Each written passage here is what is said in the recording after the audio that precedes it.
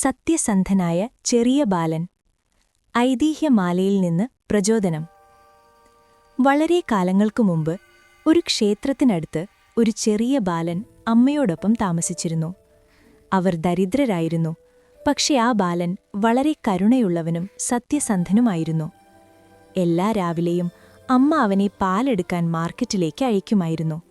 ബാലൻ വളരെ സൂക്ഷ്മമായി നടന്ന് വേഗത്തിൽ വീട്ടിലേക്ക് മടങ്ങിവരുമായിരുന്നു.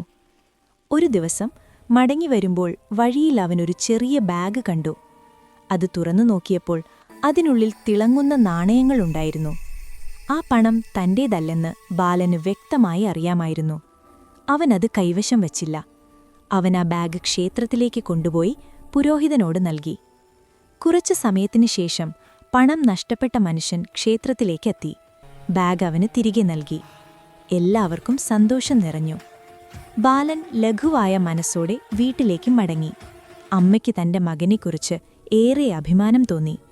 അങ്ങനെ സത്യസന്ധത സന്തോഷം കൊണ്ടുവരുമെന്ന് ബാലൻ മനസ്സിലാക്കി. പാഠം: എപ്പോഴും സത്യസന്ധരാകുക. നല്ല മനസ്സുകൾ ലോകത്തെ കൂടുതൽ പ്രകാശമുള്ളതാക്കുന്നു.